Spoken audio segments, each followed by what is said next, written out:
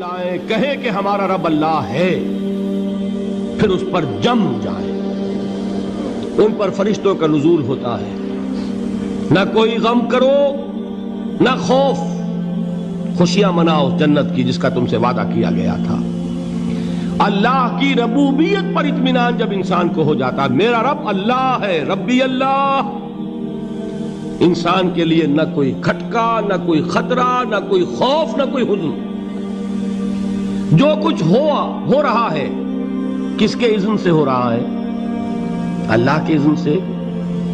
اللہ کے اذن کے بغیر پتہ تک نہیں ہلتا۔ یہ کوئی اندھا بہرا مادہ نہیں ہے جس سے مجھے کوئی خوف ہو۔ اندھا بھینسا چلا آ رہا ہو اس سے تو ڈرنے کا ہر انسان کو ڈرنا چاہیے، نہ معلوم کس کو ٹکر مار دے۔ لیکن نہیں، اس کائنات کو چلانے والا ایک سمیع و بصیر خدا ہے، وہ جو میرا دوست ہے، میرا ولی ہے۔ اللہ ولی الذین آمنوا یخرجہم من الظلمات الی النور۔ اللہ اہل ایمان کا ولی ہے، ساتھی ہے، پشت پناہ ہے، مددگار ہے، حمایتی ہے۔ بتائیے جسے یقین ہو جائے کہ اللہ میرا مددگار، اللہ میرا محافظ، اللہ میرا پشت پناہ، اللہ میرا حمایتی، اس کے لیے کوئی خوف ہوگا؟ اس سے کوئی ڈر ہوگا؟ میں مثال دیا کرتا ہوں ایک بہت سادہ، پنجاب کے دیہات کی۔ وہ بڑا چودھری ہے اور کوئی غریب کسان ہے۔ اس غریب کسان کے جانوروں کو ہر وقت اندیشہ ہوگا چوری کا، کوئی میری بھینس کھول کر نہ لے جائے، کوئی میرا بیل کھول کر نہ لے جائے۔ لیکن جس کے بارے میں یہ سب کو معلوم ہو کہ وہ جو بڑا چودھری ہے وہ اس کا دوست ہے، اس کی بچیا کو کوئی خوف ہوگا؟ اس کی بھینس پر کوئی ہاتھ ڈالے گا؟ اسے کوئی اندیشہ ہوگا؟ نہیں۔ کیوں؟ کہ وہ بڑا چودھری، بڑا اس کا یہاں کا سردار، جاگیردار، سب کو معلوم ہے وہ میرا دوست ہے، کوئی میرے خلاف اقدام نہیں کر سکتا۔ اس دنیا میں یہ چھوٹی سی بات اگر آپ کے دلی اطمینان اور سکون کا باعث بن سکتی ہے تو ذرا تصور کیجئے۔ میں لفظ تصور استعمال کروں گا صرف اس لیے کہ اس کا ہم جس کو کہتے ہیں ادراک اور شعور کر نہیں سکتے، اگر کے ساتھ کر سکتے۔ اگر یقین ہو کہ اللہ میرا مددگار اور یقین ہو کہ اللہ ہر آن میرے ساتھ ہے، پھر کوئی خوف؟ کس کا خوف؟ کوئی شے اللہ سے بالاتر ہے؟ کوئی قوت اس سے زیادہ طاقتور ہے؟ کوئی اس کے ارادے کو بدلنے والا ہے؟ کوئی اس کی مشیت کے آڑے آنے والا ہے؟ یہی بات ہے جو حضور نے فرمائی۔ یہ ایمان کا حاصل ہے لب لباب، کہ دیکھو اچھی طرح اس بات کو ذہن نشین کر لو، اگر تمام انسان مل کر تمہیں کوئی نقصان پہنچانا چاہے نہیں پہنچا سکتے، مگر جو کچھ اللہ نے لکھ دیا ہو، اور تمام انسان مل کر تمہیں کوئی نفع پہنچانا چاہے نہیں پہنچا سکتے، مگر وہ شے جو اللہ نے طے کر دی۔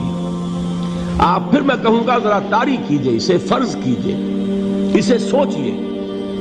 اگر اس حدیث پر ہمارا دل ٹھکا ہوا ہو تو کسی سے ڈر ہوگا؟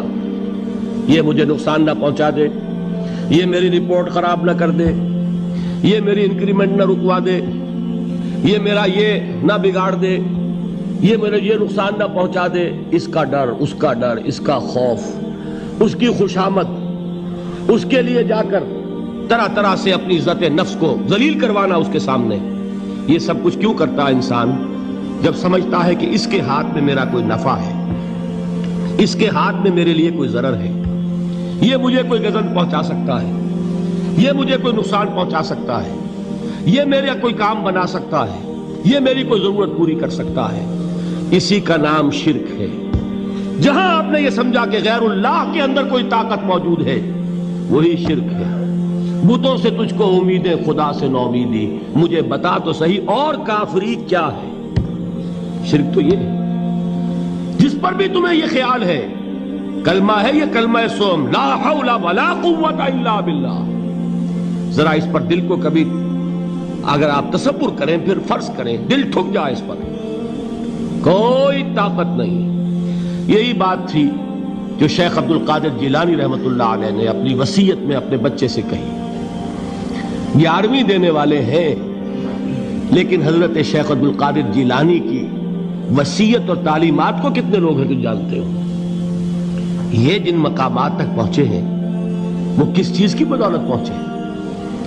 انہوں نے جو پیغام دیا وہ کیا تھا؟ اے میرے بچے، جس طریقے سے قرآن مجید میں حضرت لقمان کی نصیحتیں جو ہے نقل کر دی گئی ہیں، میں یہ عرض کروں گا بالفرض اگر قرآن حضرت عبد القادر جیلانی کے بعد نازل ہوا ہوتا تو شیخ عبد القادر کی یہ نصیحتیں بھی قرآن میں درج ہوتی. اتنی اونچی نصیحتیں ہیں. اے میرے بچے، اس حقیقت کو ذہن نشین کر لے، لا فاعل فی الحقیقت ولا مؤثر الا اللہ. اس کائنات میں نہ کوئی فاعل حقیقی ہے نہ مؤثر حقیقی ہے سوائے اللہ کے. کسی شے میں کوئی تاثیر نہیں اگر اللہ نہ چاہے. آگ جلا نہیں سکتی اگر اللہ نہ چاہے. پانی ڈبو نہیں سکتا اگر اللہ نہ چاہے. زہر ہلاک نہیں کر سکتا اگر اللہ نہ چاہے. کوئی چیز فائدہ نہیں پہنچا سکتی اگر اللہ نہ چاہے. تو در در پہ کیوں سر جھکاتے ہو؟ در در پر کیوں جبیں سائی کرتے ہو؟ سب کے سامنے کیوں ہاتھ پھیلاتے ہو؟ ایک اللہ سے مانگو. ایک اللہ کے سامنے زمین پر اپنی جبین رکھو. لا فاعل فی الحقیقت ولا مؤثر الا اللہ. نظر آتا ہے ہمیں کہ پانی پیاس بجھا دیتا ہے. پیاس بجھانے کی صلاحیت پانی میں نہیں ہے، اللہ کے اذن سے. کھانا بھوک مٹا دیتا ہے، بھوک مٹانے کی صلاحیت کھانے میں نہیں ہے، اذن رب میں.